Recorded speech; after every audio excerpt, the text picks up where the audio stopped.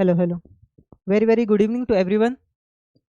सबसे पहले देखिए, क्लास शुरू करने से पहले आप बता दीजिए वीडियो और वॉइस आपको क्लियर आ रही है नहीं आ रही है। क्लियर है तो फिर क्लास में आगे बढ़ते हैं। थोड़ा वेट कर लेते हैं, देखिए बाकी लोगों को भी जुड़ने देते हैं। तब तक देखिए जितने लोग जुड़ चुके हैं, अगर आपका कोई डाउट रहता है, जिन क्लासेस का डाउट सेशन हम आज कंडक्ट करने वाले हैं, अगर आपका उनसे रिलेटेड कोई डाउट है तो आप तब तक कमेंट करके जो है पूछते रहिए भाई। फिर देखिए हम उन क्लासेस से रिलेटेड जो आपके 30 मोस्ट इंपॉर्टेंट क्वेश्चन बनते हैं उनकी बात करेंगे, उन पे आगे बढ़ेंगे। रागिनी कह रही है डेयरी फार्मिंग याद नहीं हो रहा, कैसे करूं? तो देखिए डेयरी फार्मिंग में आपको जो है मेजरली आपको थोड़ा ब्रीड्स पर ध्यान देना है। जो मेजर मेजर ब्रीड रहती है, क्लास में मैंने मेंशन भी उनके बारे में कराया है।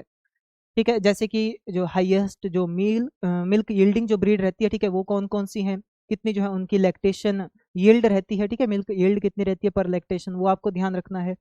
ओके, और उनका ओरिजिन कहाँ पर है वो आपको ध्यान रखना है। इससे ज्यादा कोई नहीं, आपको वहां पर ज्यादा नहीं पढ़ना है। ठीक है, अंकित दास जी, सर पेडॉक और पास्चर का डिफरेंस बता दीजिए। ओके भाई, बिल्कुल भाई। रोहित कुशवाहा जी, आपका कंप्लीट जो है सिलेबस करवाया जाएगा। ठीक है, ध्यान रखना अपने कंप्लीट जो है आपका सिलेबस करवाया जाएगा। देखिए पास्चर की अगर हम बात करें, ठीक है, पेडॉक और पास्चर का पूछ रहे हैं, तो अगर हम देखिए पास्चर्स की बात करते हैं तो कोई भी ऐसा ग्रासलैंड को हम एज अ पास्चर जो है वहां पर ले सकते हैं। ठीक है, मोस्ट कॉमनली पास्चर ले सकते हैं, जैसे कोई नेचुरली पहले से ही ग्रासलैंड एरिया है जहां पर जो हम पशुओं को चराने के लिए छोड़ देते हैं। ठीक है, तो एक तो वो रहता है हमारे पास। दूसरा पेडॉक की अगर हम बात करते हैं तो वो एक स्पेसिफाइड एरिया होता है जो हमने अपने आप बनाया रहता है, कहीं पर बाउंड्री लगा दी भाई उसमें। ठीक है, कि बाउंड्री लगा करके कि ये जो है इनका चरने वाला जो है ग्रेजिंग वाला एरिया, तो वो पेडॉक आपका कहलाता है। ठीक है, जो आर्टिफिशियली प्रॉपरली तैयार किया जाता है। बाकी पास्चर तो हमारे यहाँ पर नेचुरली भी जो है देखे जा सकते हैं। ठीक है, जो नेचुरल ग्रास लैंड भी जो वहां पर रहते हैं। क्रॉप सिस्टम और फसल चक्र में क्या अंतर है? क्रॉप सिस्टम और फसल चक्र, देखिए कृतिका जी, अगर हम बात करें तो क्रॉप सिस्टम आपका ओवरऑल क्रॉपिंग सिस्टम को कहा जाता है, बट जो फसल चक्र है वो हम क्रॉप रोटेशन को कहते हैं। ठीक है, जो क्रॉप रोटेशन आपके पास रहती है, क्रॉप रोटेशन, ठीक है, उसे हम कहते हैं भाई, ध्यान देना आपने। ठीक है, जो क्रॉप रोटेशन है उसे हम फसल चक्र कहते हैं, फसल चक्रण भी उसे कहा जाता है, क्रॉप रोटेशन।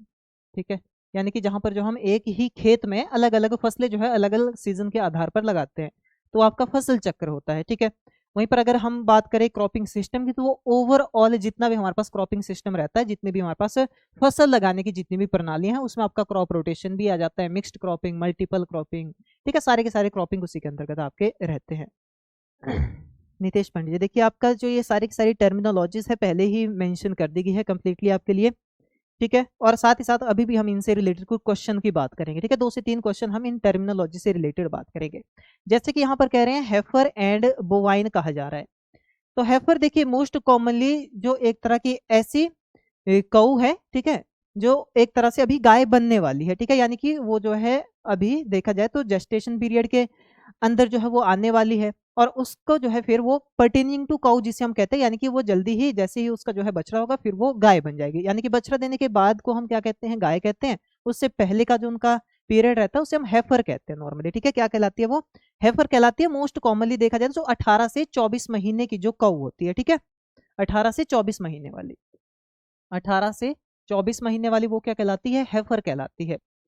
ओके, और बोवाइन टर्म हम नॉर्मली यूज कर लेते हैं जो अभी तक अगर देखा जाए जो अभी तक प्रेग्नेंट काऊ नहीं है। ठीक है, उसके लिए हम जो है ये बोवाइन टर्म यूज कर लेते हैं। ये दोनों के लिए मेल बोवाइन भी होता है और फीमेल बोवाइन भी होते हैं। ठीक है, फसल चक्र, कृतिका जी कह रही हैं फसल चक्र और सिक्वेंशियल मल्टीपल क्रॉपिंग एक ही है। देखिए जो सिक्वेंशियल मल्टीपल क्रॉपिंग हमारे पास आता है, ठीक है, उसमें हमारे पास सिस्टम भी अलग अलग हो सकते हैं। जैसे क्रॉप रोटेशन को हम उसके अंतर्गत ले सकते हैं। सिक्वेंशियल क्रॉपिंग मतलब यहाँ पर हमारे पास मतलब ये रहता है कि सीक्वेंस वाइज हम वहां पर क्रॉप लगा रहे हैं। ठीक है, एक सीजन में हमने कोई क्रॉप लगाई, दूसरे सीजन में हमने जो है दूसरी वहां पर क्रॉप लगाई।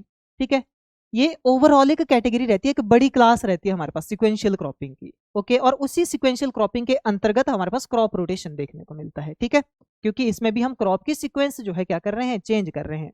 ठीक है, इसको हम नॉर्मली एक तो नहीं कह सकते, बट जो सिक्वेंशियल मल्टीपल क्रॉपिंग है ये हमारे पास एक ह्यूज एग्जांपल रहता है, काफी बड़ा एग्जांपल रहता है। ठीक है, सिक्वेंशियल क्रॉपिंग वाला एक लार्ज कैटेगरी रहती है।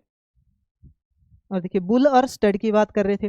बुल और स्टड, देखिए अगर हम बात bull and stud, doling and kid, देखिए बुल और स्टड की बात करें तो स्टड जो है नॉर्मली ऐसे जो आपके पास पर्टिकुलर जो बुल होते हैं जिनको हम रिप्रोडक्शन के लिए इस्तेमाल करते हैं, ठीक है, सीमन कलेक्शन के लिए उनको जो है रखा जाता है, वो स्टड कहलाते हैं आपके। बाकी बुल तो नॉर्मली हम यूज करते हैं जो मेल काउ रहती है, ठीक है, जो मेल मैच्योर काउ रहते हैं। डोलिंग एंड किड, देखिए डोलिंग एंड किड को हम सिमिलरली ले सकते हैं, ठीक है, डोलिंग और किड जो है आपका सिमिलर होता है। बकरी का जो बच्चे जैसे मेमना कहते हैं, ठीक है, वो उसी को जो हम डोलिंग भी कह लेते हैं, क्योंकि जो प्रेग्नेंट वो रहती है, ठीक है, नॉर्मली जो प्रेग्नेंट गोट रहती है, ठीक है, उसे डो कहा जाता है, जो प्रेग्नेंट गोट रहती है, ठीक है, फिर जो उसके बच्चे हुए वो डोलिंग कहलाते हैं भाई, ठीक है। और किड भी जो है हम सिमिलरली उसी के लिए यूज करते हैं। बाकी कोई डाउट है तो आप साथ ही साथ पूछते रहिए। बाकी देखिए हम यहाँ पर क्वेश्चन पे आगे बढ़ते हैं। मोस्ट इंपॉर्टेंट जो 30 इंपॉर्टेंट क्वेश्चन आपके बनते हैं उन क्लासेस में से, उनके हम यहाँ पर डिस्कस करेंगे आज। लहसुन, प्याज और अदरक मसाला फसल कैसे हैं? देखिए मसाला फसल हमने इसमें इसलिए जो है इसको मेंशन किया जाता है क्योंकि नॉर्मली इनको जैसे मसाले और जो कंडीमेंट्स जिन्हें हम कहते हैं स्पाइसेस एंड कंडीमेंट्स रहते हैं, ठीक है, यानी कि इनका इस्तेमाल जो है फ्लेवर के लिए जिनका किया जाए तो वो हमारे कॉन्डिमेंट्स और स्पाइसेस कहलाते हैं, ठीक है, जिनका काम जो है फ्लेवर देना होता है फूड में, यानी कि वो मेन फूड नहीं है। फूड में एज एन इंग्रेडिएंट उन्हें या तो फ्लेवर के लिए या टेस्ट को एनहांस करने के लिए डाला जा रहा है, तो वो आपके स्पाइसेस एंड कॉन्डिमेंट्स होते हैं। इसीलिए यहाँ पर जो आपका ये लहसुन हो गया, प्याज हो गया, ठीक है, तो इसको जो है अनियन और गार्लिक को स्पाइसेस एंड कॉन्डिमेंट्स के अंतर्गत हम काउंट करते हैं, ऐसे क्योंकि फ्लेवर के रूप में जो है इनको यूज करते हैं, ठीक है, ऐसा नहीं कि पर्टिकुलर जो है इसी का पूरा खाना हम खाते हैं भाई, ठीक है। तो ऐसी जो चीजें हैं उन्हें हम कॉन्डिमेंट्स कह सकते हैं एक तरह से, ठीक है। जैसे हम जो है लहसुन की जो पत्तियां हैं देखिए वो इस्तेमाल करते हैं, जो लहसुन की ग्रीन लीव्स है वो इस्तेमाल करते हैं, ग्रीन अनियन देखिए इस्तेमाल किया जाता है, उसकी पत्तियां इस्तेमाल की जाती हैं, तो तब वो आपका स्पाइसेस और कॉन्डिमेंट्स के अंतर्गत आएगा, ठीक है, कॉन्डिमेंट्स के अंतर्गत आएगा। बाकी अगर हम बात करें तो ये आपकी बल्बस और ये जो दूसरी क्लोव वाली क्रॉप रहती है आपका, ठीक है, बल्बस क्रॉप के अंतर्गत ये आपका आता है। बाकी जब हम इसको ग्रीन फॉर्म में यूज करते हैं तब जो है ये कॉन्डिमेंट्स के अंतर्गत आता है।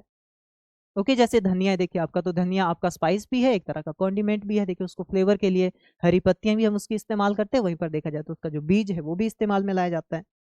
हाँ कृतिका जी बिल्कुल सही कह रही है भाई, वेजिटेबल में ही आता है आपका ये, ठीक है, स्पाइसेस और कॉन्डिमेंट्स की कैटेगरी में इसीलिए रखा गया, जो मैंने पहले आपको रीजन बता दिया, क्योंकि इनके जो है ग्रीन लीव्स भी इस्तेमाल में लाई जाती हैं, उसे हम कॉन्डिमेंट्स कहते हैं। हाँ बिल्कुल, देखिए जो अनियन है वो वेजिटेबल में ही काउंट होगा, काउंट वो वेजिटेबल में ही होगा, ठीक है, अनियन गार्लिक वेजिटेबल के अंतर्गत ही आपका आएगा, और बल्बस वेजिटेबल के अंतर्गत आता है जिसमें बल्ब फॉर्मेशन होती है।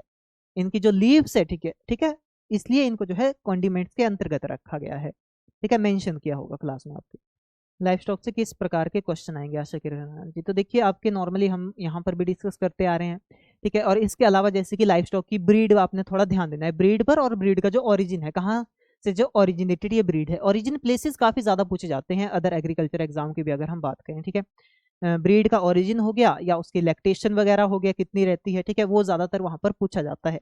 और इसके अलावा यहाँ पर हमारे पास जिस तरह का सिलेबस दिया गया है तो ये दूसरे किसी एग्जाम से मेल नहीं खाता बिल्कुल भी, बिल्कुल बेसिक सिलेबस है, तो यहाँ पर हाउसिंग भी है, तो हाउसिंग रिलेटेड भी आपको जो है थोड़ा ध्यान देना है, हाउसिंग की कंडीशन, सैनिटेशन कैसे रखनी है, डिजीज मैनेजमेंट जो है किस तरह से करनी है, ठीक है, डिजीजेस कौन कौन सी है यहाँ पर डिफरेंट एनिमल्स में, वो जो है काफी इंपॉर्टेंट है आपके लिए, ठीक है, डिजीज का काउजल ऑर्गेनिज्म हो गया वो काफी ज्यादा इंपॉर्टेंट रहता है यहाँ पर।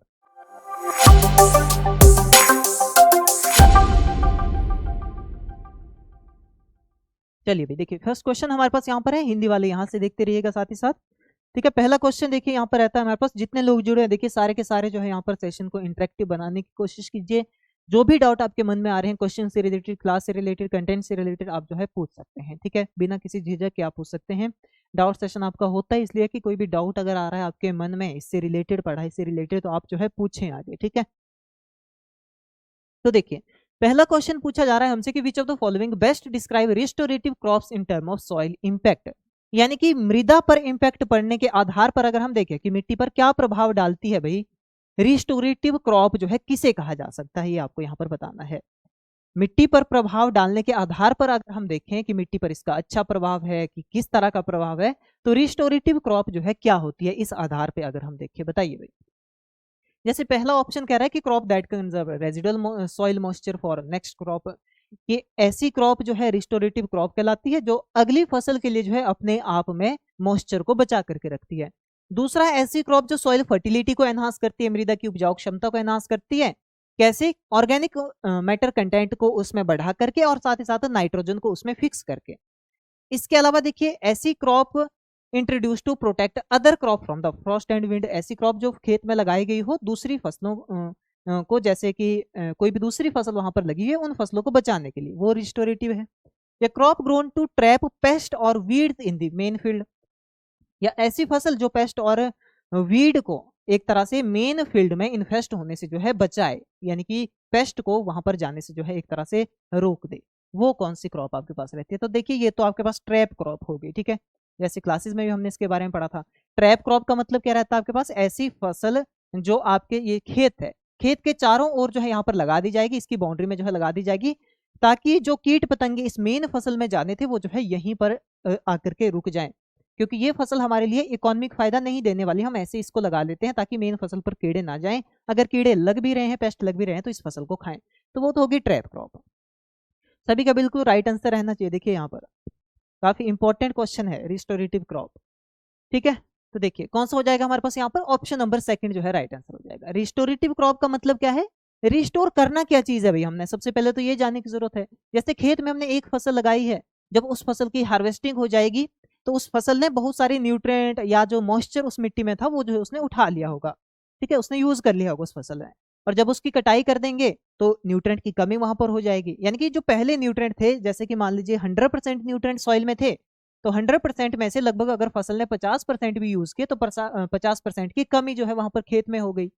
तो उस कमी को फिर से पूरी करने के लिए जो है हम ऐसी फसलें कुछ लगाते हैं। काफी अच्छा एग्जांपल दिया विकास कुमार जी ने, लेंटिल हो गया, मूंग बीन हो गया, काउपी हो गया, सोयाबीन, यानी कि जितनी भी दालों वाली फसलें हमारे पास रहती है एक्सेप्ट राजमा, ठीक है, ध्यान रखना है, एक्सेप्ट राजमा, ओके। यानी कि राजमा जो है यहाँ पर एक्सेप्शन रहती है, राजमा को छोड़ करके बाकी की दूसरी फसलें, दलहनी फसलें अगर वहां पर हम लगाते हैं तो वो रिस्टोरेटिव क्रॉप की तरह काम करती है। क्यों, क्योंकि एक तो इनमें क्या होती है, नाइट्रोजन फिक्सेशन होती है, जो वातावरण में खुले में घूम रही नाइट्रोजन है उसको ये फिक्स कर लेता है मिट्टी में, ठीक है, एक तो इनकी ये क्षमता रहती है, क्योंकि इसमें राइजोबियम बैक्टीरिया प्रेजेंट होता है, सभी लोग जानते हैं, छोटी क्लासों से हम इसके बारे में पढ़ते आ रहे हैं, ठीक है। राइजोबियम बैक्टीरिया वहां पर रहता है जो नाइट्रोजन फिक्सिंग बैक्टीरिया है, सिम्बायोटिक नाइट्रोजन फिक्सिंग बैक्टीरिया है, यानी कि वो पौधे को नाइट्रोजन फिक्स करके देगा और बदले में जो वहां पर वो आश्रय लेता है, शेल्टर लेता है, उन पौधों की जड़ों में जो है वो रहता है, ठीक है। तो ये नाइट्रोजन फिक्सेशन का काम करती है दालें, तो इसलिए नाइट्रोजन की कमी पूरी हो गई। बाकी दूसरा देखा जाए तो दालों में जो है एक तरह से ये ऑर्गेनिक मैटर कंटेंट के रूप में हम इनको यूज कर सकते हैं। वो कैसे होगा, आपने नाम सुना होगा ग्रीन मैन्यूर के बारे में, ठीक है, क्या होगा, ग्रीन मैन्यूर या हरित खाद जिसे हम कहते हैं। तो हरित खाद में हम क्या करते हैं भाई, ज्यादा से ज्यादा जो हम वहां पर दलहनी फसलों को ही इस्तेमाल करते हैं, दलहनी फसलों को उगाया जाएगा और इनकी जो है मेच्योरिटी तक पहुंचने से काफी पहले, यानी कि जब ये एक्टिव वेजिटेटिव ग्रोथ स्टेज में होंगी, फ्लावरिंग तक इनमें नहीं आई होगी, उससे पहले पहले हम जो है खेतों में हल चला देते हैं, जिसके कारण जो है प्रॉपरली एक हरी खाद जो है वहां पर खेत में मिल जाती है, और फिर जहां वहां पर प्रॉपरली डिकम्पोज होकर के हमें उस फील्ड में जो है क्या कर सकते हैं, फसल वहां पर लगा सकते हैं। तो ऐसे ये न्यूट्रिएंट को रिस्टोर करने का काम करती है, ठीक है। अच्छा, अंकित दास जी कहते हैं रिस्टोरेटिव और रेजिडुअल में कंफ्यूज हो जाते हैं। तो देखिए रिस्टोरेटिव क्रॉप जैसे हमने देखा सारा का सारा उसकी कहानी हमने यहाँ पर देखी, तो वो तो होता है रिस्टोरेटिव। दूसरा अगर हम रेजिडुअल क्रॉप की बात करें तो देखिए रेजिडुअल क्रॉप को यूज किया जाता है मॉइस्चर के लिए, ठीक है, किसके लिए, मॉइस्चर के लिए। कैसी मॉइस्चर के लिए, रेजिडुअल क्रॉप लगाई जाती है आपकी जो पेडी फील्ड रहती है, ठीक है, जो धान का खेत रहता है, पेडी फील्ड होगी। पेडी फील्ड में आपने देखा होगा, देखिए पानी भरा रहता है और कटाई से लगभग 10 दिन पहले या जब उसमें कंप्लीट ग्रेन हार्ड होने लग जाता है तब इरिगेशन पूरी तरह से बंद कर देते हैं हम, ठीक है। पर फिर भी देखिए चिकनी मिट्टी है तो पानी उसमें काफी लंबे समय तक रहता है और मॉइस्चर तो काफी लंबे समय तक रहता ही है। कई बार देखा जाए तो थोड़ी दलदली भी वो मिट्टी रहती है, ठीक है। तो इसलिए अगर बात करें जब उसकी कटाई हो जाएगी देखिए फसल की, तो उसके बाद वो मॉइस्चर वहां पर था, ठीक है, उस पर जो है डायरेक्ट सनलाइट पड़ेगी, मॉइस्चर चला जाएगा, या जो है वहां पर जो न्यूट्रिएंट थे वो भी वोल्टिलाइज होकर के जो है हवा में निकल जाएंगे। तो इसलिए वो जो पानी वहां पर है वो ऐसे ही व्यर्थ ना जाए, वो जो है कोई ना कोई फसल यूज करे, इसलिए हम जो है वहां पर धान की कटाई से लगभग 10 दिन पहले वहां पर छिड़काव कर देंगे। दालों वाली फसलों का ही किया जाता है, जिसमें एक चिकपी हो गया यानी कि चना हो गया, ब्लैक ग्राम और मूंग बीन हो गया, ठीक है। तो इनको हम इस्तेमाल करते हैं, ठीक है, उड़द बीन, मूंग बीन, चना, इन फसलों का छिड़काव, इन बीजों को हम छिड़का देंगे भाई धान की खेत में उसकी कटाई से 10 दिन पहले, और जैसे जैसे कटाई का समय आएगा 10 दिन बाद हम धान की कटाई कर लेंगे और ये जो है जर्मिनेट होना शुरू कर देंगे। अब इससे देखिए हमें ना तो टिलेज करने की जरूरत पड़ी, क्योंकि बीजों को जो है वहां पर प्रॉपरली एडजस्टमेंट की जगह मिल गई। जैसे हमने बीजों को फेंका खेत में तो मिट्टी थोड़ी मॉइस्चर वाली थी, उसने कैच कर लिया भाई उसको सही से, ठीक है। तो ये आपका क्या कहलाता है, इसे हम रेजिडुअल क्रॉप कहते हैं। जब जो हमने न्यूट्रिएंट दिए थे पिछली क्रॉप में वो कुछ मिट्टी में ही थे, अभी तक सारे यूज नहीं हुए थे, मॉइस्चर था वो प्रॉपर्ली यूज नहीं हुआ था, तो उसको फिर यूज कर लिया भाई उसने। ठीक है, बिल्कुल ढैंचा यानी कि सेस्बेनिया एक्यूलेटा इसे हम कहते हैं। ठीक है, ये जो है आपका सेस्बेनिया एक्यूलेटा कहलाता है और ये जो है सबसे बेस्ट ग्रीन मैन्यूरिंग क्रॉप मानी जाती है। काफी सही कह रहे हैं विकास कुमार जी। अब क्यों कहा जाता है भी इसको सबसे अच्छी ग्रीन मैन्यूरिंग क्रॉप? क्योंकि मैक्सिमम सारी की सारी दलहनी फसलों में सिर्फ और सिर्फ रूट्स में यानी कि सिर्फ और सिर्फ जड़ों में ही यहाँ पर जो है नाइट्रोजन फिक्सेशन होती है, क्योंकि जो नोड्यूल बनते हैं वो सिर्फ जड़ों में बनते हैं। बट ये जो ढैंचा फसल है, ढैंचा क्रॉप है, इसमें जो है स्टेम में भी नोड्यूल फॉर्मेशन होती है। ठीक है, इसमें जो है तनों में भी, स्टेम में भी, टहनियों में भी जो है नोड्यूल बनते हैं, इसलिए सबसे अच्छी तरह से ये नाइट्रोजन फिक्स करती है। ठीक है, बिल्कुल भाई, ठीक है, बिल्कुल सही भाई। आशा किरण जी कह रही है रिले क्रॉपिंग, जी हाँ बिल्कुल, रिले क्रॉपिंग के अंतर्गत आपका जो है रेजिडुअल क्रॉप को लगाया जाता है। ठीक है, और इसे हम जो है राइस फैलो पल्स कल्टीवेशन भी कहते हैं। ठीक है, साउथर्न रीजन में ये ज्यादा फॉलो किया जाता है, जो राइस ग्रोइंग एरिया है, तो इसे हम राइस फैलो पल्स कल्टीवेशन भी कहते हैं। ओके, राइस फैलो पल्स कल्टीवेशन यानी कि राइस की फील्ड में राइस कटने से पहले पहले ही उसको क्या कर देंगे, वहां पर हम सीड को सोइंग कर देंगे। अब देखिए नेक्स्ट, देखिए in relay cropping the second crop is, बताइए भाई जो रिले क्रॉपिंग देखिए हम लगाते हैं, जैसे अभी ये सॉरी जो आपका ये रेजिडुअल क्रॉप वाला हमने यहाँ पर कहानी देखी, तो इसमें जो है हम क्या करते हैं, ये कौन से सिस्टम के अंतर्गत आएगा, रिले क्रॉपिंग के अंतर्गत आएगा। तो आपको बताना है, देखिए रिले क्रॉपिंग में जो दूसरी फसल होती है उसका कोई कैरेक्टरिस्टिक यहाँ पर देखने को हमें मिलेंगे, वो बताइए कौन सी होगी वो, या कैसे उसे उगाया जाएगा। तो जैसे कि देखिए grown in alley between rows of leguminous shrubs to conserve moisture, यानी कि दलहनी जो फसलें रहती है, ठीक है, दलहनी फसलों की कतारियों जो कतारें रहेंगी, उसकी लाइनें रहेंगी, उनके बीच में नमी संरक्षण हेतु जो है ये उगाई जाती हैं, उसे हम रिले क्रॉपिंग कहते हैं। दूसरा देखिए, या planted before harvesting the first crop utilising residual soil moisture, कि पहली क्रॉप के हार्वेस्टिंग से पहले पहले हम जो है प्लांट कर देंगे अगली क्रॉप को, ताकि वहां पर जो मॉइस्चर है वो जो है एक तरह से यूटिलाइज हो जाए। तो देखिए पहले ही हमने इसके बारे में पूरा डिस्कस कर लिया है, सभी का बिल्कुल राइट आंसर ही आना चाहिए, और आया भी है ऑप्शन नंबर सेकंड। ठीक है, हो गया भाई, यानी कि हम जो है यहाँ पर जो रेजिडुअल क्रॉप है, रेजिडुअल क्रॉप को एज एन रिले क्रॉपिंग जो है लगाते हैं। ठीक है, ध्यान देना आपने, रिले क्रॉपिंग आपके पास एक क्रॉपिंग सिस्टम हो गया, प्रणाली हो गई, और उसमें जो लगने वाला प्रकार है वो आपका रेजिडुअल क्रॉप हो गया। ठीक है, चलिए अगला क्वेश्चन देखिए, which of the following is a की डिसएडवांटेज ऑफ मोनोकल्चर और मोनोक्रॉपिंग, ये बताइए भैया आप। मोनोकल्चर और मोनोक्रॉपिंग आप समझ गए होंगे, एक हमारे पास है क्रॉप रोटेशन, ठीक है ध्यान देना है, एक आपके पास है क्रॉप रोटेशन। क्रॉप रोटेशन किसके अंतर्गत आएगा, मल्टीपल क्रॉपिंग, यानी कि हम एक खेत में जो है एक साल में हम अलग अलग फसलें लगाते हैं सीजन के आधार पर। बट यहाँ पर हमने मोनोक्रॉपिंग में क्या किया जाता है कि सिर्फ और सिर्फ एक ही फसल जो है आपके पास यहाँ पर एक खेत है मान लीजिए, ठीक है, उस खेत में वही फसल लगाई जाएगी, उसके अलावा कोई दूसरी फसल वहां पर बिल्कुल भी नहीं लगाई जाएगी, सिर्फ वही फसल लगाई जाएगी, और उस खेत को सिर्फ उसी फसल के लिए वहां पर रखा गया, तो वो आपका मोनोक्रॉपिंग होता है। और इसके अलावा देखिए यहाँ पर पूछा क्या गया आपसे, डिसएडवांटेज क्या है भाई इसका, कि एक ही खेत में एक ही फसल लगाने का, यहाँ पर पेस्ट डिजीज और जो वीड बिल्डअप है उसका रिस्क जो है यहाँ पर बढ़ जाता है, और काफी सालों तक जो है बना रहता है। फिर इसके बाद देखिए मैकेनाइज हार्वेस्टिंग में हमें दिक्कत आती है, तो ये तो नहीं होगा भाई, क्योंकि मैकेनाइज हार्वेस्टिंग तो इजी हो जाती है, क्योंकि दूसरी कोई फसल ही नहीं है वहां पर, एक ही तरह की फसल है, तो उसमें हम मशीनों से इजीली कर सकते हैं, मिक्सिंग होने का डर नहीं है। दो फसलें होती तो एक लाइन से हमें जो है हम मशीनरी नहीं लगा पाते, एक लाइन एक फसल की, दूसरी लाइन दूसरी फसल की, तो मशीनरी उसमें काम ही नहीं कर पाती, तो यहाँ पर मैकेनाइज हार्वेस्टिंग हो सकती है। ठीक है, और होती है। इसके बाद देखिए यहाँ पर higher irrigation cost due to multiple crop, तो मल्टीपल क्रॉप तो है ही नहीं, यहाँ पर मोनोकल्चर है। इसके बाद देखिए complexity in soil fertility management due to mixed nutrient demand, mixed nutrient demand भी नहीं होगी, सिंगल न्यूट्रिएंट डिमांड होगी, सिंपल सी बात है, एक ही फसल है तो उसकी जो है न्यूट्रिएंट डिमांड जो है एक तरह की होगी, जो भी एनपीके का अमाउंट उसमें लगना है वो एक ही तरह का रहेगा, अगर मल्टीपल होती तब अलग अलग होता। ठीक है, तो इस तरह से बिल्कुल सही, सभी का राइट आंसर रहेगा ऑप्शन नंबर ए हमारे पास यहाँ पर राइट आंसर हो जाएगा। रिस्क बढ़ जाता है, जब एक ही तरह की क्रॉप वहां पर है तो उससे जो है वहां पर इंसेक्ट पेस्ट आने जो है काफी ज्यादा इसकी संभावना बढ़ जाती है, और उनके फैलने की भी संभावना बढ़ जाती है, क्योंकि एक ही तरह की फसल मिलेगी उनको तो उसमें फैलते जाएंगे।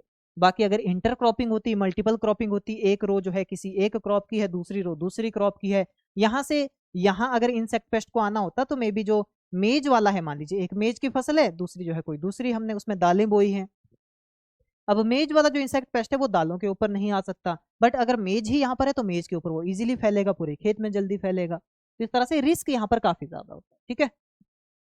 अगला देखिए, in intercropping the primary advantage over mixed cropping, ये बताना है आपको भैया। इंटरक्रॉपिंग और मिक्स्ड क्रॉपिंग क्लियरली समझ गए होंगे क्लासेस में सारे के सारे बच्चे इसको कि क्या रहता है। एक तो हमारे पास होता है कौन सा हमारे पास दिया गया है, इंटरक्रॉपिंग दिया गया है, ठीक है। इंटरक्रॉपिंग यानी कि जहां पर डेफिनेट रो अरेंजमेंट के साथ जो है किसी पर्टिकुलर एरिया में क्रॉप लगाई जाती है। जैसे ये एक खेत है, यहाँ पर ये एक फसल है, जैसे यहाँ पर हमने जो है ये मेज लगाया हुआ है भाई, ठीक है। और इसके अलावा यहाँ पर कोई दूसरी फसल है, यहाँ पर कोई फिर से मेज की क्रॉप है, ठीक है। यहाँ पर कोई दाल हमने लगा दी। तो यहाँ पर क्या दिख रहा है आपको कि प्रॉपर रो में लगाई है, ऐसा नहीं कि मिक्स कर दिया भाई दालों को भी और मेज को भी मिक्स कर दिया, तो ऐसा नहीं किया है। जब ऐसी प्रॉपर सिक्वेंशियल अरेंजमेंट की जाती है एक टाइम पे एक ही खेत में एक ही सीजन में, तो वो इंटरक्रॉपिंग कहलाता है, ठीक है। प्रॉपर अरेंजमेंट जहां पर होगी। दूसरी तरफ हमारे पास रहता है मिक्स्ड क्रॉपिंग। मिक्स्ड क्रॉपिंग का मतलब है कि हमने पहले ही बीजों को इकट्ठा कर दिया और जो हमारे पास खेत था मिक्स करके जो है बीजों को हमने वहां पर बो दिया, यानी कि ना तो कोई रो रखी ना कोई प्रॉपर अरेंजमेंट रखी।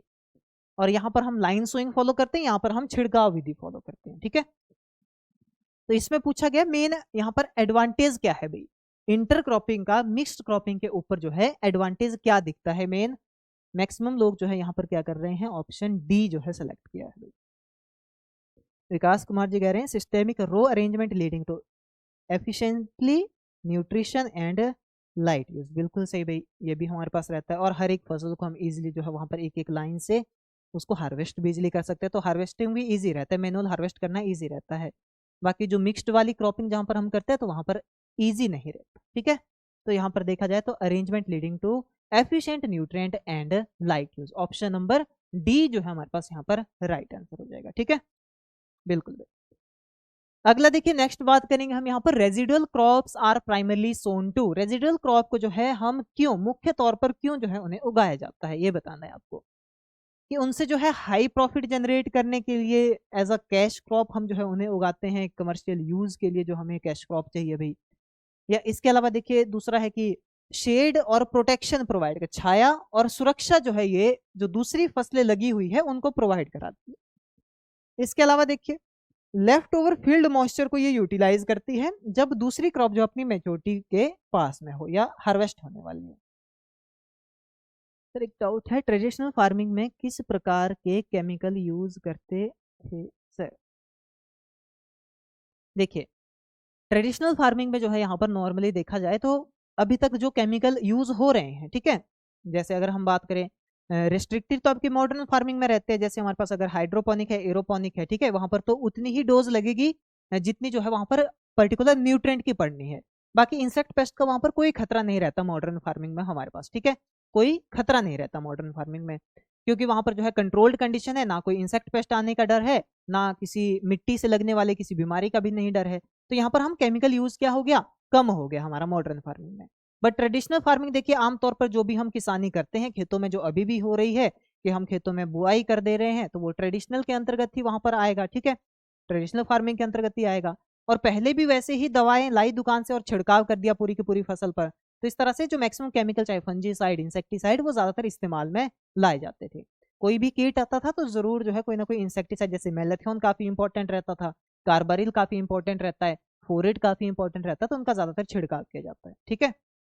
तो इसलिए ट्रेडिशनल फार्मिंग में हम केमिकल ज्यादा यूज करते हैं, खेतों में हमें ज्यादा यूज करने पड़ते हैं, सिंपल सी बात है। जो खेतों में हम जो है फसल लगाते हैं उसमें ज्यादा केमिकल ही यूज करते हैं, पूरे पूरे हेक्टेयर में छिड़काव करते रहते हैं। और जो हमारे पास कंट्रोल्ड फार्मिंग है वहां पर जो हमें छिड़काव करने की जरूरत नहीं है, क्योंकि इंसेक्ट पेस्ट आ ही नहीं रहे हैं, तो उसका खर्चा भी एक तरह से बच जाता है, ठीक है। तो इस तरह से, ठीक है भाई।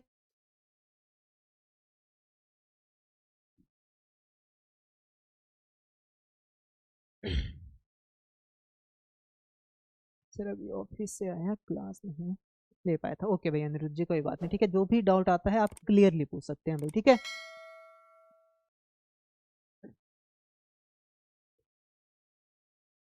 ऑप्शन नंबर सी और बी भी कुछ लोग कर रहे हैं भाई, रागिनी जी और हेतल जी का ऑप्शन नंबर सी आ रहा है, नीलम जी ऑप्शन सी, बाकी मैक्सिमम लोग बी सी और डी इसमें कर रहे हैं भाई।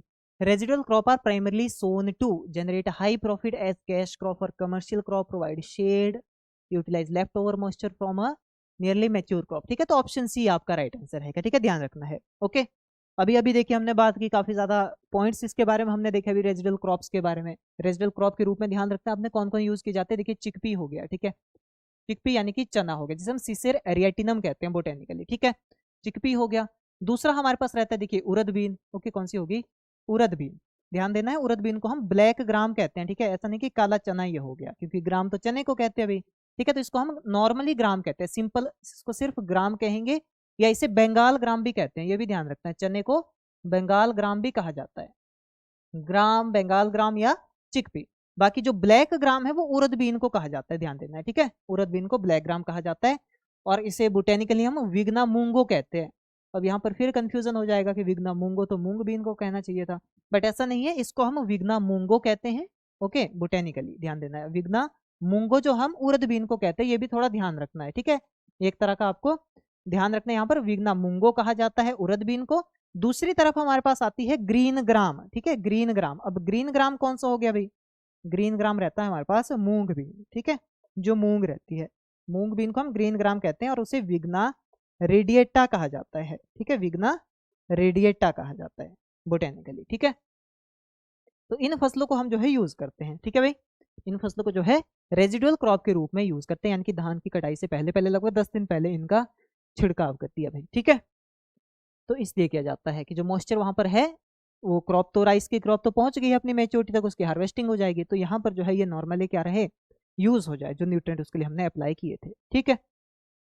चलिए अगला क्वेश्चन देखिए, which of the following cropping system involve raising a new crop from the regrowth of a previously harvested crop. बताइए फिर, क्लासेस में अच्छी तरह से हमने इसके बारे में बात की है। देखिए क्या कह रहा क्वेश्चन कि कौन सा क्रॉपिंग सिस्टम पहले से काटी गई फसल की पुनः बढ़त से नई फसल लेने पर जो है आधारित है। यानी कि क्या है कि एक बार हमने फसल लगा दी भाई खेत में, ठीक है, बुआई कर दी, और एक बार उसकी कटाई भी कर दी। क्या क्या हमने, सोइंग की या प्लांटिंग की, ठीक है, कुछ भी कर सकते हैं, सोइंग की या प्लांटिंग की। अब सोइंग और प्लांटिंग करने के बाद जब वो मैच्योर हो गई फसल हमारी, मैच्योर होने के बाद हमने उसकी हार्वेस्टिंग भी कर दी, ठीक है, हमने उसकी कटाई भी कर दी भाई, ठीक है। और कटाई करने के बाद जो है हमने कुछ उसके डंठलों को छोड़ दिया वहीं पर, ठीक है, वहीं पर छोड़ दिया खेत में, ताकि उससे फिर से फसल उग जाए, और फिर से जो है एक बार हम उससे क्या करते हैं, कटाई लेते हैं। तो ऐसी जो फसल प्रणाली है उसे हम क्या कहते हैं वो आपको बताना है। और किसमें किया जाता है, ये शुगर केन में किया जाता है, ध्यान रखना है, किसमें किया जाता है, शुगर केन में, जिसे हम क्या कहते हैं भाई, सेकेरम ऑफिसिनेरम कहा जाता है बोटेनिकली से, ओके, शुगर केन में किया जाता है। गन्ना, बिल्कुल सही, ठीक है, सभी का बिल्कुल राइट आंसर है यहाँ पर। रटून क्रॉपिंग कहा जाता है उसे, ठीक है, क्या कहा जाता है भाई, रटून क्रॉपिंग जो है उसे कहा जाता है। रटून का मतलब क्या रहता है, छोटे छोटे जो डंठल है, जैसे एक बार गन्ने की कटाई कर दी तो उसका कुछ हिस्सा जो है हम क्या करते हैं, वहीं पर जमीन में उसका कुछ हिस्सा छोड़ दिया जाता है, लगभग जो है 10 से 15 सेंटीमीटर तक का, 10 से 15 सेंटीमीटर तक का जो डंठल है वो वहीं पर छोड़ा जाता है। अब वो फिर से रीग्रोथ लेता है, देखिए फिर से उसमें से ग्रोथ देखी जाएगी, जब उसमें इरिगेशन सही से करेंगे, यूरिया की एप्लीकेशन वहां पर ज्यादा करनी पड़ती है, फिर क्या है, यूरिया की डिमांड बढ़ जाती है फसल की, यूरिया की डिमांड बढ़ जाती है, यूरिया हम ज्यादा छिड़काव वहां पर करते हैं, और फिर जो है उसमें से फसल लहरा जाती है। पर ध्यान रखना है सिर्फ और सिर्फ एक टाइम, ठीक है, वंस, ये ध्यान रखना है, ठीक है, सिर्फ एक बार हमें जो है रटून क्रॉपिंग लेनी चाहिए। ऐसा नहीं कि एक बार कटाई की फिर से उसको छोड़ दिया, फिर से कटाई की फिर से छोड़ दिया रटून क्रॉपिंग के लिए, ये नहीं है, सिर्फ एक बार रिकमेंड किया जाता है कि आप जो है रटून क्रॉपिंग लें। क्योंकि दूसरी बार के लिए देखा जाए तो यहाँ पर जो है रटून स्टंटिंग डिजीज भी देखी जा सकती है, ठीक है, क्या देखी जा सकती है, रटून स्टंटिंग डिजीज, RSD हम इसे कहते हैं, क्योंकि ये ग्रोथ ही नहीं कर पाता फिर प्रॉपरली, ठीक है। और दूसरा देखा जाए यहाँ पर तो यील्ड काफी कम हो जाती है, 50% से भी कम की यील्ड हो जाएगी, तो इसलिए सिर्फ रिकमेंड किया जाता है कि एक बार ही हम रटून क्रॉपिंग करें। बिल्कुल, फोल्डर क्रॉपिंग में भी किया जाता है भी, आपका काफी सही कहा भाई इन्होंने, ठीक है, जैसे आपका एलिफेंट ग्रास हो गया, ओके, एलिफेंट ग्रास हो गया तो उसमें भी किया जाता है, ठीक है, रटून क्रॉपिंग जो है उसमें भी ली जाती है। बाकी फोल्डर में मैक्सिमम में बाजरा आपने बोया, एक बार कटाई कर दी, फिर से जो है वो उगाता है, ठीक है, तो वो भी एक तरह की रटून क्रॉपिंग कहलाती है आपका। जी हाँ बिल्कुल, प्रोडक्शन कम हो जाता है। देखिए बनाना में जो हमें यहाँ पर नहीं कर सकते इसको, ठीक है, अनुराग मिश्रा जी, अनुराग मिश्रा जी कह रहे हैं, ठीक है, बनाना में क्या होता है आपका स्यूडोस्टेम रहता है, ध्यान देना है, ठीक है, बनाना का जो पेड़ होता है उसे हम क्या कहते हैं, स्यूडोस्टेम कहते हैं। अब इसमें ये क्या है भी, स्यूडोस्टेम क्या है, तो जो बनाना का पेड़ होता है, देखिए एक जो उसका पेड़ रहेगा उसमें सिर्फ एक बार ही लाइफ टाइम बेरी आ पाती है, सिर्फ एक बार ही उसमें फल देता है वो, दूसरी बार उसमें फल नहीं आते। तो इसलिए उसे पूरी तरह से हटाना ही रहता है, ठीक है। तो वो क्या कहलाता है, आपका स्यूडोस्टेम कहलाता है। तो स्यूडोस्टेम कटिंग की जाती है वहां पर बनाना में, ठीक है। बिल्कुल, बनाना में हम टिश्यू कल्चर करते हैं भाई, ये भी सही है। बनाना में टिश्यू कल्चर के थ्रू जो है प्रोलिफरेट किया जाता है और वायरस फ्री सीडलिंग जो है वहां पर तैयार की जाती है भाई। ओके, बिल्कुल सही। देखिए ऐसे ही बीच बीच में क्वेश्चन डिस्कस करते रहिए, सारी चीजें डिस्कस करते रहिए, ठीक है, जिसके मन में जो भी बात आ रही है।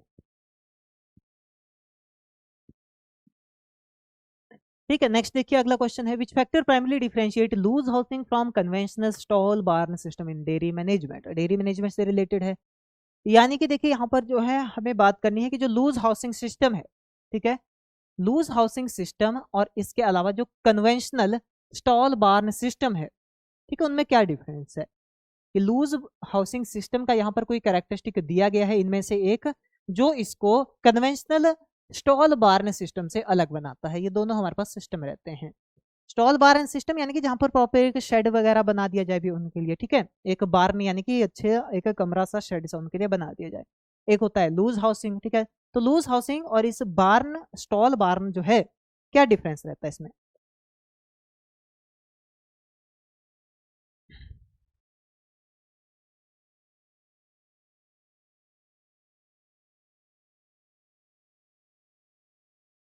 बिल्कुल, आशा किरण जी बिल्कुल सही कह रही हैं। उसमें क्या आते हैं, न्यूज सकर्स आते हैं, ठीक है, बनाना में न्यूज सकर आते हैं। और यूज कौन से करते हैं हम, स्वॉर्ड सकर करते हैं, ठीक है, बनाना में कल्टीवेशन के लिए स्वॉर्ड सकर इस्तेमाल में लाए जाते हैं। आपकी दूसरी जो आपका यूनिट रहेगी उसमें कंप्लीटली इसके बारे में डिस्कस करेंगे हम, ठीक है, क्योंकि वहां पर आपका हॉर्टिकल्चर क्रॉप रिलेटेड प्रोडक्शन की हम बात करेंगे, जो सेकंड यूनिट है आपकी, ठीक है। तो स्वॉर्ड सकर यानी कि जो तलवार नुमा सकर होते हैं, जिनकी पत्तियां बिल्कुल ऐसी तीखी सी पत्तियां जिनकी हमें देखने को मिलती है, ऐसे ज्यादा लीफ नहीं होती बट ऐसे तीखे से जो उनमें डंठल देखने को मिलते हैं, ठीक है।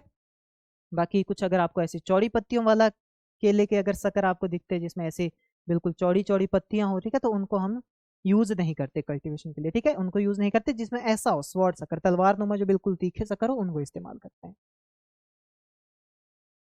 बिल्कुल, तलवार सकर इन बनाना, बिल्कुल सही, ठीक है। तो यहाँ पर भी काफी सही आंसर है सभी लोगों का। सॉरी, कौन सा रहेगा हमारे पास यहाँ पर, स्पेस एलोकेशन, ठीक है, ये हमारे पास राइट आंसर रहने वाला है। लूज हाउसिंग का मतलब क्या है, यहाँ पर प्रॉपर स्पेस उनको मिल जाता है। बाकी जो स्टॉल बार्न हाउसेज हैं वहां पर प्रॉपर स्पेस जो है पर काउ नहीं मिल पाता, मिलता प्रॉपर स्पेस ही मिलता है, ठीक है। जो मेंशन स्पेस रहता है हमारे पास कि 3 से 5 स्क्वायर फुट की जगह जो है उनके लिए एक काउ के लिए वहां पर होनी चाहिए, ठीक है, जो मेंशन किया गया आपकी क्लास में, आप देख लीजिए उसको, ठीक है।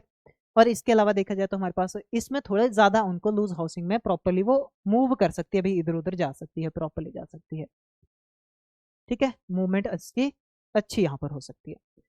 अगला देखिए, नेक्स्ट हम बात करें यहाँ पर the ideal vacuum pressure for machine milking buffalo is appropriately, ये आपको बताना है। बताइए भाई कितना चाहिए बफेलो में, अगर हम मशीन के थ्रू मिल्किंग कर रहे हैं, दूध दोहन कर रहे हैं, तो कितना प्रेशर जो है वहां पर होना चाहिए।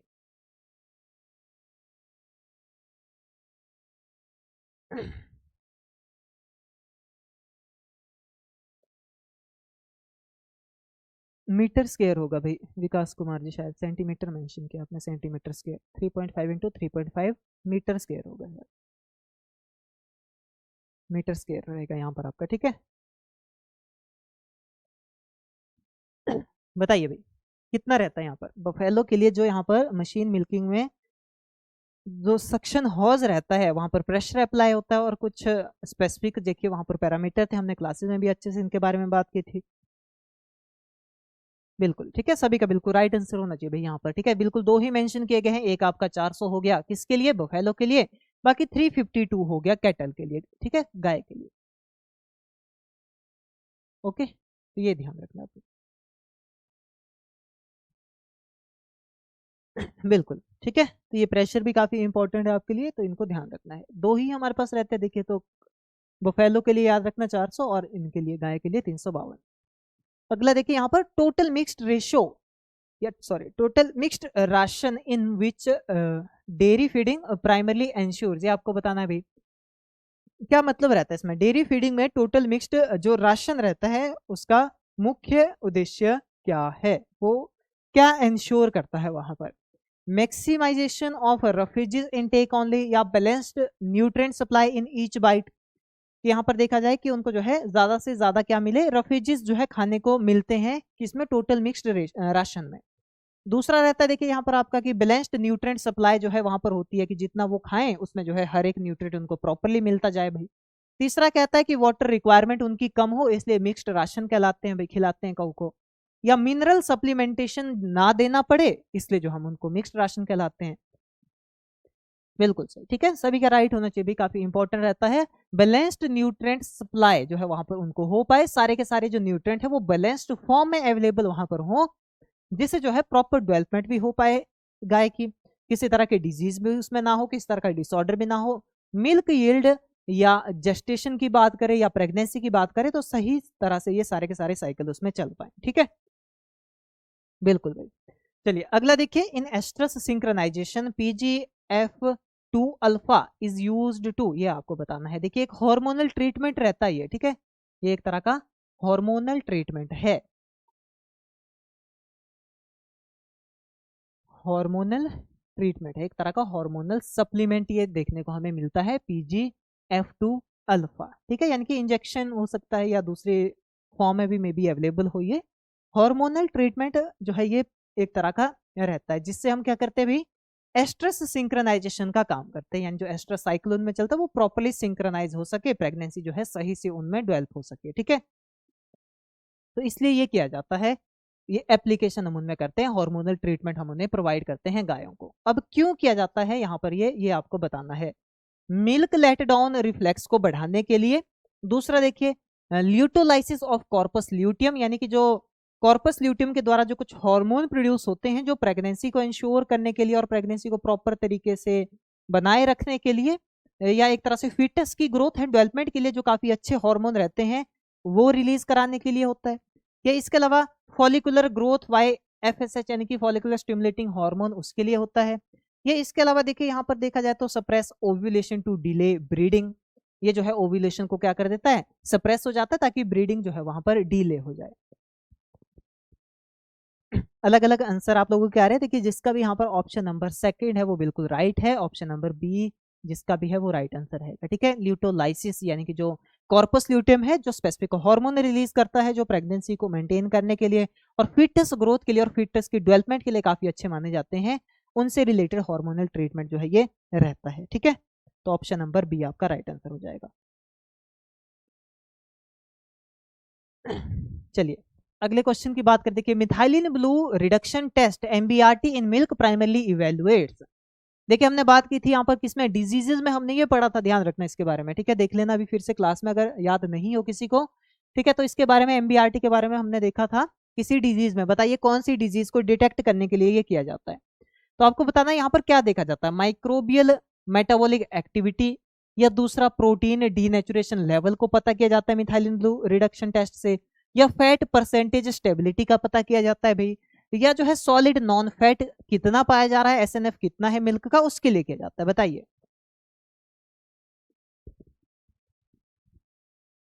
बिल्कुल सभी का बिल्कुल राइट आंसर है भाई, ठीक है।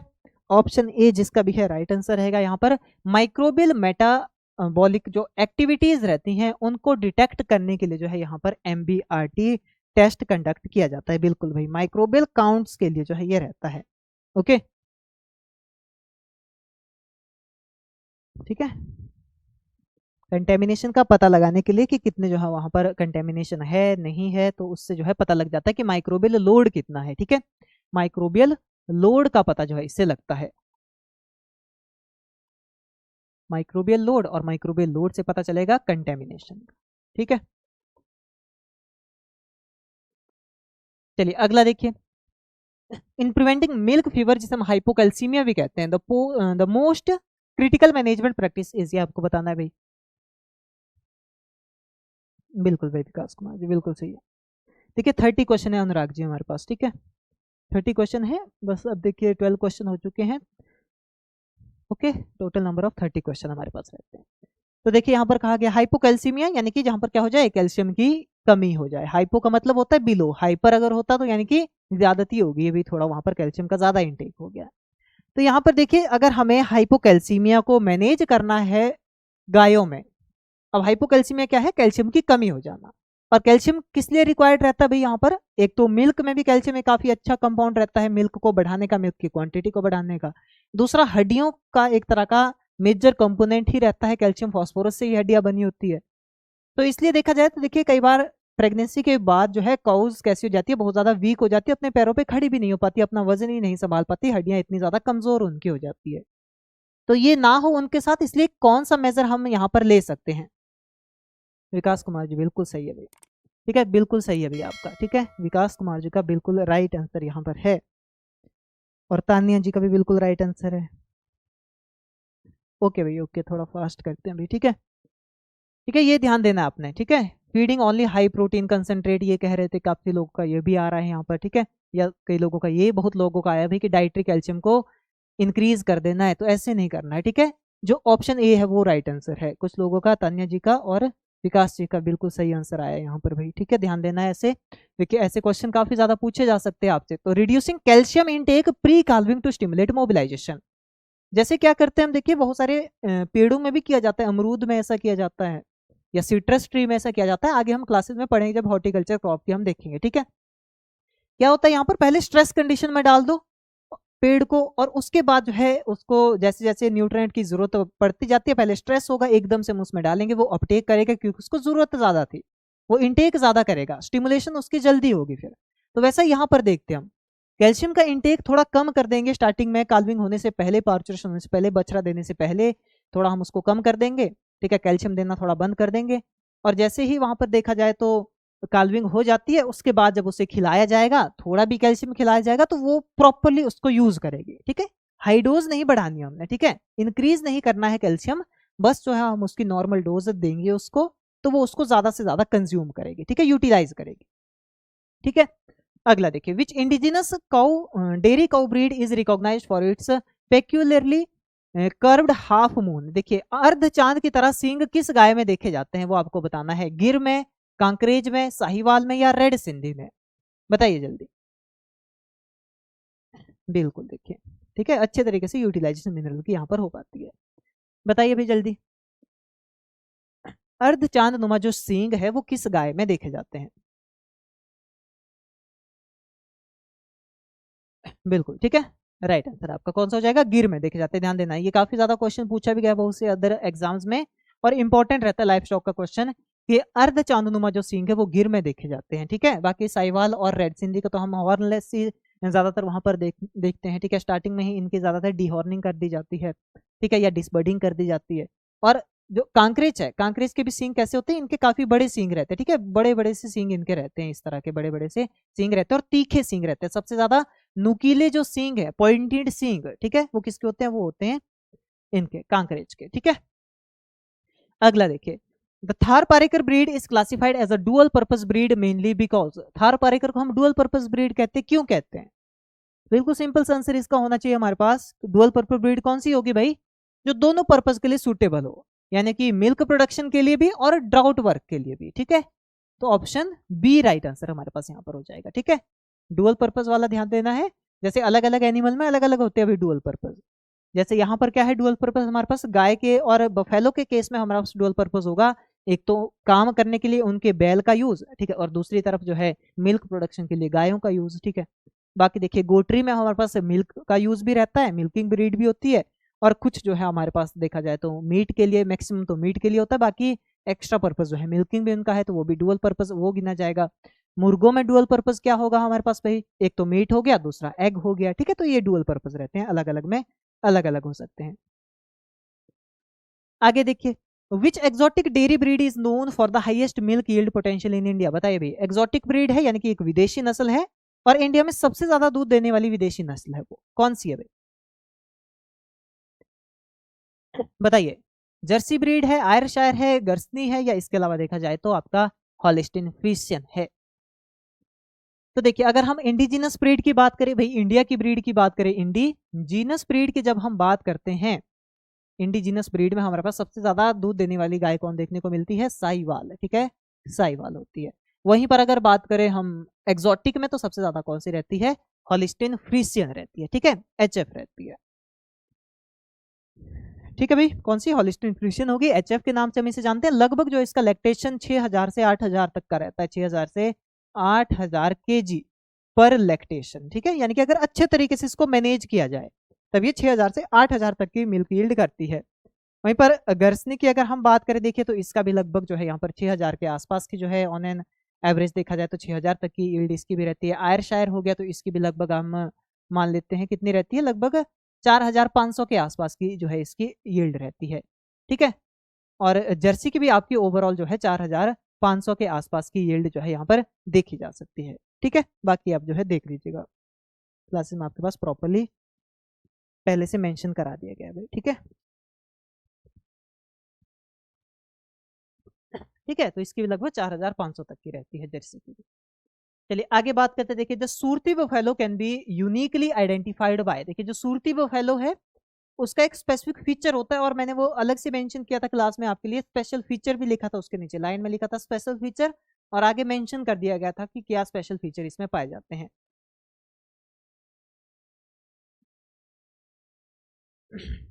हॉलैंड है भाई, बिल्कुल सही, आकाश पटेल जी सही कह रहे हैं। ठीक है, हॉलैंड की ब्रीड रहती है।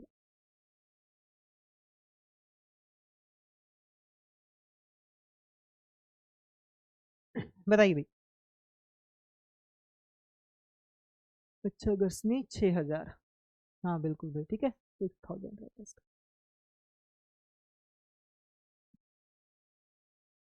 ऑप्शन सी कह रहे हैं long flat sword like horns and bending backward. देखिए आपको ध्यान रखना है, ठीक है, ऑप्शन बी राइट आंसर होगा हमारे पास। ठीक है, आप देख लीजिएगा, फिर से एक बार चेक कर लीजिएगा वहां पर। ठीक है, क्लासेज में स्पेशल फीचर के पॉइंट्स मैंने मेंशन किया था वहां पर कि इसमें क्या होते हैं, दो व्हाइट कॉलर जो है इसमें देखने को मिलती है। ठीक है, जो इसका ये छाती वाला हिस्सा हो गया जॉ लाइन से लेकर के, ठीक है, यहाँ से लेकर के ऐसे में इसका छाती के हिस्से में दो स्ट्रिप, दो पट्टियां जो है वहां पर देखने को मिलती हैं। ठीक है, तो ऑप्शन बी राइट आंसर होगा आपके पास। ठीक है, ऑप्शन बी यहाँ पर राइट आंसर है। ओके, चलिए आगे देखिए। Which of the following is not correctly matched with its home tract, बताइए भी कौन सा जो है ओरिजिन के साथ मैच नहीं कर रही है। तो ऐसे क्वेश्चन भी पूछे जा सकते हैं अभी आपके पास। ठीक है, और ब्रीड से रिलेटेड ज्यादातर हमारे पास ऐसे क्वेश्चन देखने को जरूर मिलते हैं। जैसे देखिए यहाँ पर कहा गया कि कौन सी करेक्टली मैच नहीं कर रही है, नहीं वाली। ठीक है, जैसे ओंगल का जो ओरिजिन है गुंटूर डिस्ट्रिक्ट आंध्र प्रदेश में है, हरियाणा का जो ओरिजिन है हिसार रोहतक हरियाणा में है, मुर्रा का जो ओरिजिन है वो थार पारेकर डिस्ट्रिक्ट ऑफ राजस्थान में है, और जाफराबादी का जो ओरिजिन है गिर फॉरेस्ट और कच्छ रीजन है गुजरात का, वहां से है। बताइए इसमें से गलत कौन सा है, तीन तो है बिल्कुल सही, एक है गलत, बताइए कौन सा है। इसीलिए क्वेश्चन डाला गया था क्योंकि काफी लोग यहाँ पर कंफ्यूज होने वाले हैं। पूजा जी कह रही है ऑप्शन नंबर डी।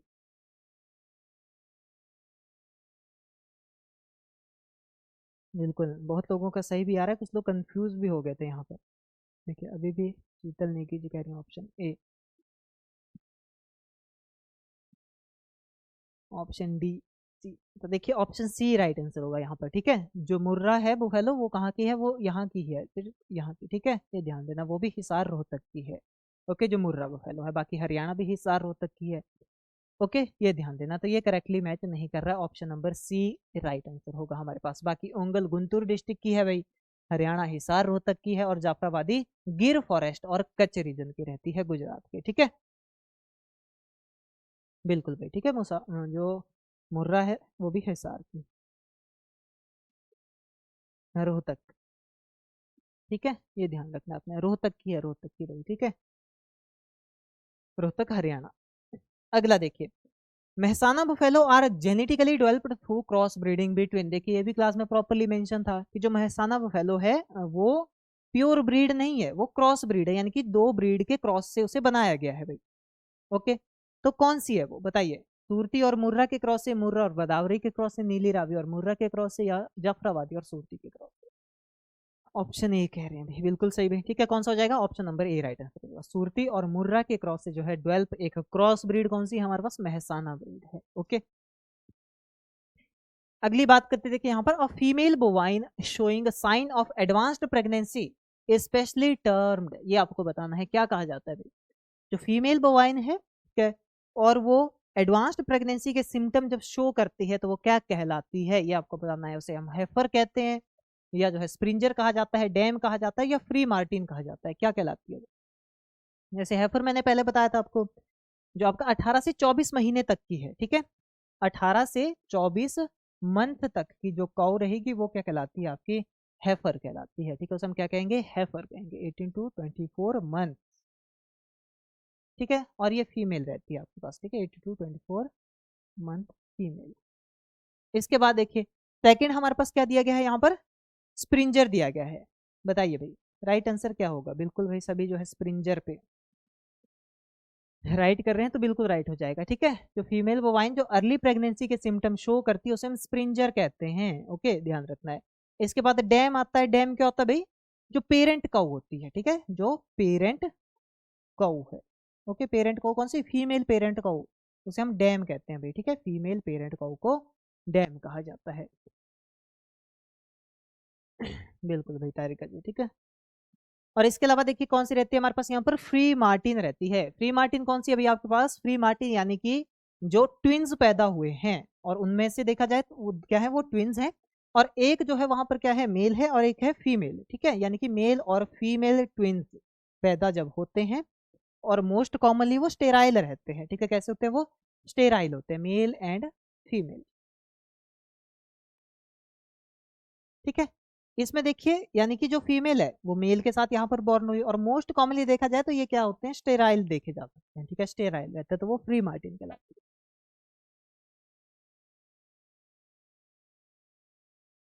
क्लियर हो गया, चलिए आगे देखिए, in pig farming the intensive system is primarily characterised by, देखिए पिग फार्मिंग में different type of system, intensive system, extensive system, scavenging system, ठीक है, ये डिफरेंट टाइप ऑफ सिस्टम हमारे पास रहते हैं, ठीक है, इंटेंसिव, सेमी इंटेंसिव और स्क्वेंजिंग।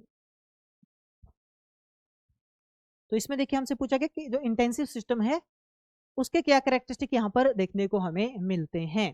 तो देखिए इंटेंसिव सिस्टम का मतलब आपने समझ जाना है, किसी भी फार्मिंग में हमारे पास हो वो, ठीक है, किसी भी तरह के पालन में हो वो, किसी भी पशु के पालन में हो, तो इंटेंसिव का मतलब होता है कि जो भी यहाँ पर हमारे पास पिगस्टीज रहेंगी, यानी कि जहाँ पर सूअरों को रखा जाता है, हाई क्वालिटी मैनेजमेंट वहां पर की जाती है और हाई क्वालिटी फीड उनको प्रोवाइड कराया जाता है, ठीक है, प्रॉपर मैनेजमेंट, उन्हें बाहर नहीं छोड़ा जाएगा, स्क्वेंजिंग करने या घूमने फिरने उनको बाहर नहीं छोड़ा जाएगा, अंदर ही रखा जाएगा, और अंदर ही उनको अच्छे तरीके से उनकी देखभाल भी की जाएगी, समय समय पर उनके लिए जो है वैक्सीनेशन भी लगाई जाएंगी, ठीक है, टीकाकरण भी किया जाएगा, और उनके लिए फीड भी अच्छा अच्छा दिया जाएगा, तो होता है इंटेंसिव। बाकी सबसे जो बिल्कुल ऐसा है कि अंदर कम देखभाल और बाहर ही छोड़ा जाता है, वो स्केवेंजिंग सिस्टम हमारे पास रहता है, चरने वाला, ठीक है, वो स्केवेंजिंग वाला सिस्टम रहता है, okay.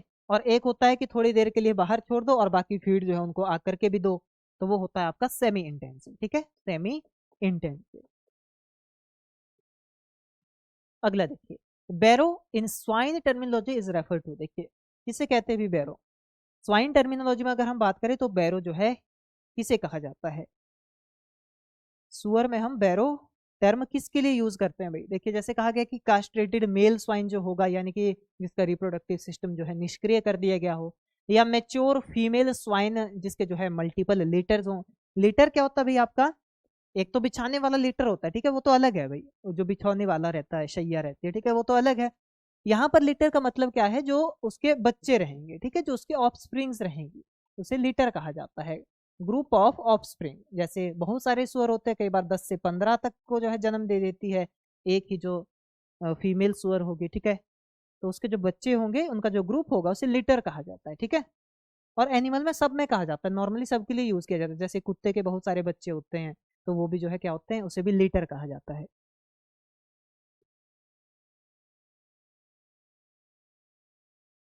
Mature female swine with multiple litre, बताइए भी बैरो किसके लिए यूज करते हैं,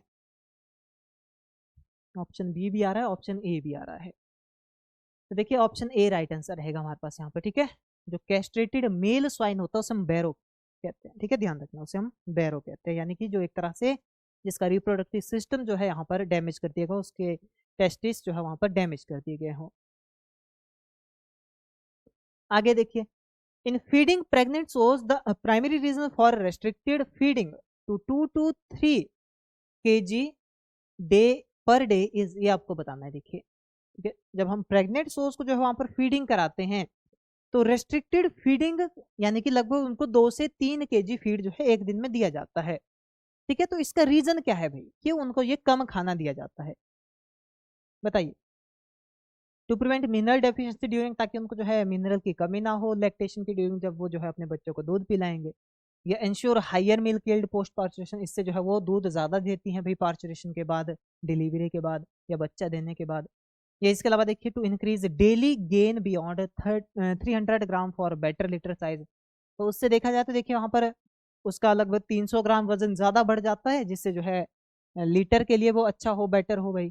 या to avoid excessive fat deposition affecting farrowing, farrowing क्या होती है, जो पार्चुरेशन की प्रोसेस होती है भाई, ठीक है, जो पार्चुरेशन की प्रोसेस हो, यानी जो डिलीवरी होती है किसी भी सुअर की, तो उस प्रोसेस को हम फैरोइंग कहते हैं, ठीक है। जैसे बकरियों में से कीडिंग कहा जाता है, ओके, और कैटल बुफेलो में उसे जो है काल्विंग कहा जाता है, तो यहाँ पर जो है फैरोइंग कहते हैं। बिल्कुल सही है, ठीक है, ऑप्शन डी राइट आंसर हो जाएगा, क्योंकि एक्सेस फैट डिपोजिशन अगर देखिए उसमें हो जाता है, एक पहले से ही जो है वहां पर उसके पेट में बच्चे हैं पहले से, और ऊपर से एक्सेसिव फैट डिपोजिशन होता है, तो वो चल फिर भी नहीं पाएगी, मूवमेंट भी नहीं कर पाएगी और अपना वजन ही नहीं संभाल पाएगी। आपने देखा होगा सुअर की टांगे तो इतनी पतली पतली रहती है, बल्कि शरीर काफी बड़ा उनका रहता है, ठीक है, ताकि वो दिक्कत ना आए, कहीं अपना ही भार ना संभाल पाए, इसलिए कम उनको खाना दिया जाता है उस टाइम पे। अगला देखिए question, the optimal time for the first artificial insemination in gilts after standing heat detection, यानी कि देखिए जो सुअर में जो एक तरह से उनमें प्रेगनेंसी जब डिटेक्ट की जाती है, ठीक है, तो उसके बाद डिटेक्शन के बाद जब हमें पता लग जाए कि हीट पीरियड में है, तो कितने समय में जो हमें उसको इंसेमिनेट करना रहता है, आर्टिफिशियली इंसेमिनेशन कितने समय में करानी उनमें रहती है, कि जिससे जो है प्रॉपर तरीके से वहां पर वो इंसेमिनेशन सक्सेसफुल हो, बताइए। ठीक है, तो देखिए जिसका ऑप्शन बी है राइट आंसर रहेगा यहाँ पर, ठीक है, 14 से 16 घंटे में, ठीक है, ये ध्यान रखना है। आर्टिफिशियल इंसेमिनेशन प्रोवाइड कराने का जो समय होगा 14 से 16 घंटे तक का रहेगा, एस्ट्रस डिटेक्ट होने के बाद, ठीक है, सॉरी ये जो हीट पीरियड डिटेक्ट होने के बाद। अगला देखिए, पोर्साइन रिप्रोडक्टिव एंड रेस्पिरेटरी सिंड्रोम, जिसमें PRRS के नाम से जानते हैं, प्राइमरली कंट्रोल्ड बाय, कैसे कंट्रोल किया जाता है भाई इसको, जो सिंड्रोम देखा जाता है कि डिजीज देखी जाती है पोर्साइन रिप्रोडक्टिव एंड रेस्पिरेटरी डिजीज, उसको कैसे कंट्रोल करते हैं।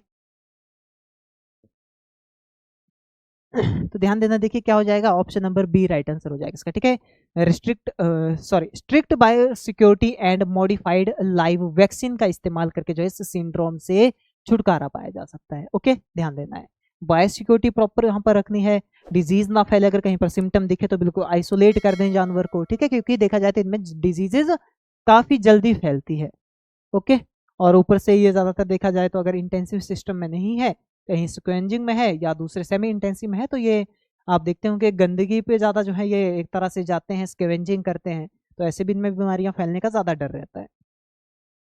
अगला देखिए, the recommended buck to doe ratio in an organised goat breeding programme कितना होना चाहिए भाई, बक टू डो रेशो क्या होना चाहिए, डो होगी जो फीमेल गोट होती है, बक हो गया जो मेल गोट होता है, यानी कि अगर प्रॉपरली हम एक ब्रीडिंग प्रोग्राम रन कराते हैं तो कितने जो है वहां पर मेल बकरे होने चाहिए, और कितनी जो है वहां पर फीमेल डो के लिए पर्टिकुलर मेल बकरे की रिक्वायरमेंट रहती है, रेशो क्या रहता है, मतलब उनका अनुपात क्या रहता है, कि एक मेल बकरा और 10 बकरियां, या इसके अलावा एक बकरा और 15 बकरियां, या एक बकरा या 25 बकरियां, या एक बकरा या 30 बकरियां, बताइए भाई कितना जो है यहाँ पर ये रेशो रहना चाहिए। अच्छे तरीके से देखिए मेंशन किया गया है आपके क्लास में भी, बिल्कुल भाई, ठीक है, कौन सा 25 वाला, ठीक है, 1:25 जो है यहाँ पर रेशियो रहता है।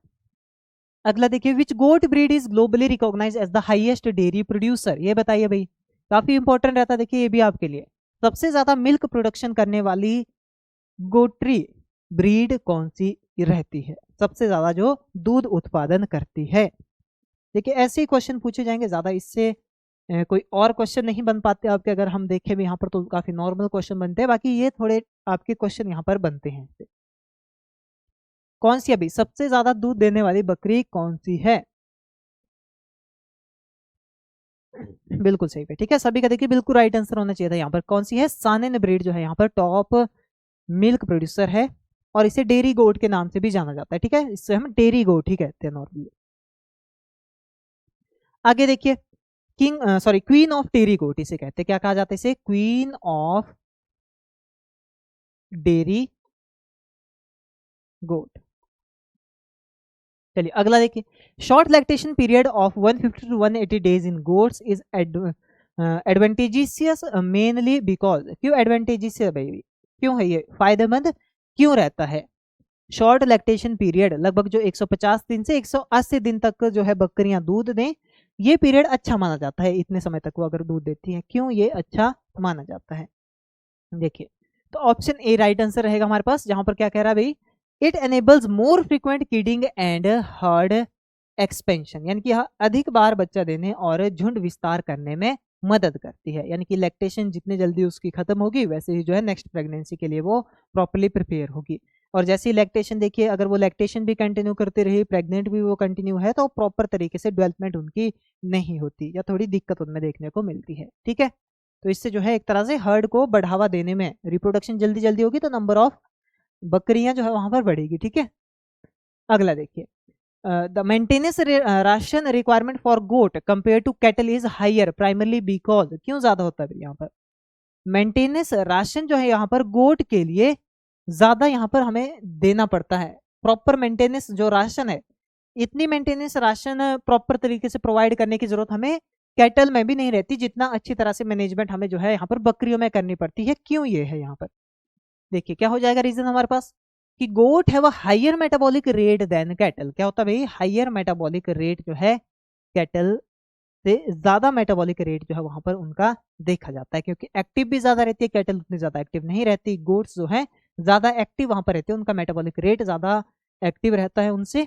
और उनमें देखिए देखा जाए तो गेस्टेशन पीरियड कितना होता है भाई, नॉर्मली जो गाय है, गाय में आपका 285 ±5 हो सकता है। ठीक है, +-5 हो सकता है ये, या 280 +-5 285 भी हो सकता है, या आपका जो है ये 275 तक भी जा सकता है। ठीक है, इसके अलावा अगर हम बात करें, देखिए तो कैटल का हो गया, काऊ का हो गया, बफेलो की अगर हम बात करते हैं तो बफेलो का कितना होता है, बफेलो, ठीक है, बफेलो में आपका रहता है 310। ठीक है, 310, ये भी +-5 हो सकता है, 305 दिन भी हो सकता है, 315 दिन भी हो सकता है। ठीक है, तो ये डेस्टेशन पीरियड जो है वहां पर देखा जा सकता है। ठीक है, तो अब देखिए इनको इतने लंबे समय बाद जो है बच्चों को जन्म देना है, और यहाँ पर जो है इनको 100 लगभग कितना रहता है गोट्स का जो जेस्टेशन पीरियड, उससे रिलेटेड क्वेश्चन अभी यहाँ पर आएगा। ठीक है, अगर मैं बताऊं तो लगभग 151 दिनों का रहता है, 150 151। ठीक है, 150 और 51, ओके, इतने दिनों तक का जो इनका गेस्टेशन पीरियड गोट का रहता है। तो इसलिए मेटाबॉलिक रेट इनका काफी सही रहता है, तो यहाँ पर मैनेजमेंट करने की ज्यादा जरूरत होती है। चलिए नेक्स्ट देखिए, for a goat weighing 50 kg, अगर देखिए कोई गोट 50 किलो की है और प्रोड्यूसिंग 2 लीटर ऑफ मिल्क, और 2 लीटर जो है दूध दे रही है, जिसकी जो मिल्क परसेंटेज है, फैट परसेंटेज वो 4% है, रिकमेंडेड कंसेंट्रेट फीड जो है कितना होगा, लगभग जो है कितना फीड उसके लिए रिकमेंडेड यहाँ पर रहेगा,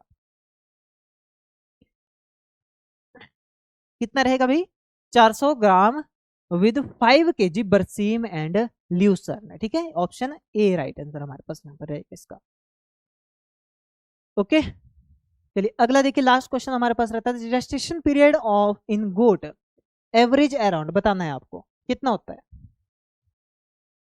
एवरेज अराउंड जो जेस्टेशन पीरियड रहता है वो कितना रहता है, ऐसे मैंने आपको बताया अभी भाई, बताइए अब उसका एवरेज आप निकाल लीजिए कितना होगा। 120 से 130 दिन, 135 से 140 दिन, 145 से 155 दिन, या 160 से 165 दिन, बताइए। आशा किरण राणा जी, अंचल, अंकित, बिल्कुल बिल्कुल भाई, सभी का बिल्कुल राइट आंसर रहेगा।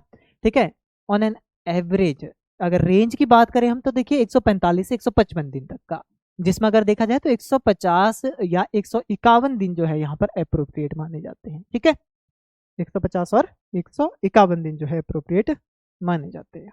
ठीक है भाई।